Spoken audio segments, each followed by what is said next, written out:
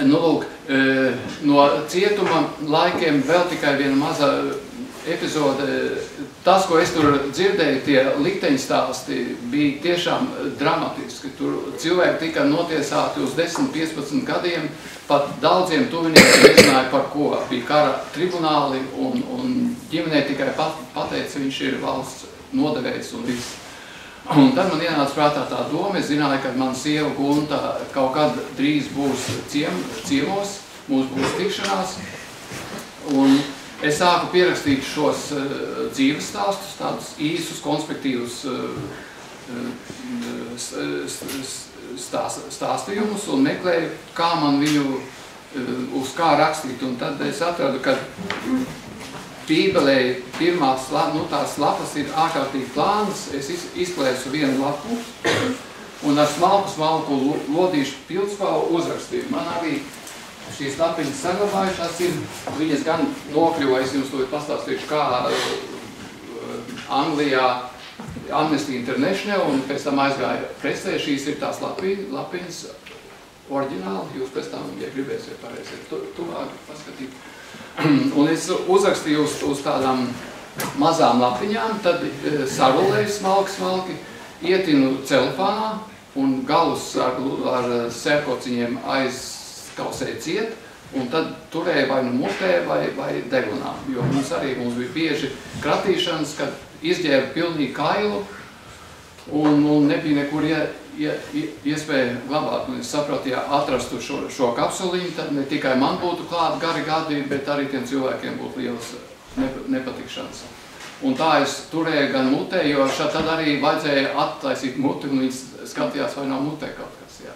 Tā kā dažreiz vajadzēja degunā, es tur spiedu iekšā, un tad kaut kas man vienreiz tur pārplīsa, un tad bija tā labi turēt, kaut gan tas nebija vienkārši. Jo dažreiz atkal nevarēja dabūt laukā, tad es taisīju tādu speciālu ķeksīti, piedodiet, ka es tādas lietas, bet saprotiet, tā cīņa, vienmēr cilvēks var ļoti daudz ko izdomāt, ja ir vajadzīgs, un ja viņam tas rūp, un mēs jau drusciņi par to runāsim. Un tad, kad man bija tikšanās ar sievu, tā bija īslaicīgā tikšanās uz 2 stundām caur stiklu. Ir tāda speciāla telpa, kur pus telpa ir tāds stikls, un tad viņu ieved vienā pusē, tam stiklam apakšā ir tukšs, lai tā skaņa iet mazliet, un pie viņa stāv kādi 4 sargi, un pie manis atkal citi 4 sargi. Un mums jārunā, protams, krievu valodā bija, un tā mēs runājāmies, un man tā kapsuliņa bija mutē. Un tad, kad mēs beidzām, un mūs jau sāka vest projām, tad Gunta sāka raudāt, jo tas viss bija arī, protams, ļoti skumji. Un es tā vienā brīdī paspēru pāris soļu, lai atvadītos. Un viņi pieļāva, viņi samulst tajā brīdī paši, un es iedevu skūpstu, un skūpstu laikā ar mēli pārbīdīju šo kapsuliņu viņas mutē.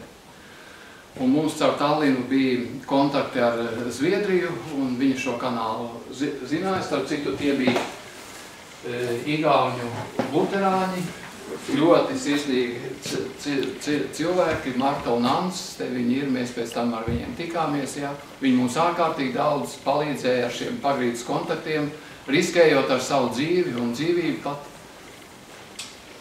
Un tā šīs liecības nonāca rietumos, un kāpēc tam es uzzināju arī tas daudziem no viņiem ļāva izkļūt no šīm Čekas nometnēm, un dažiem iespējams glāba dzīvību.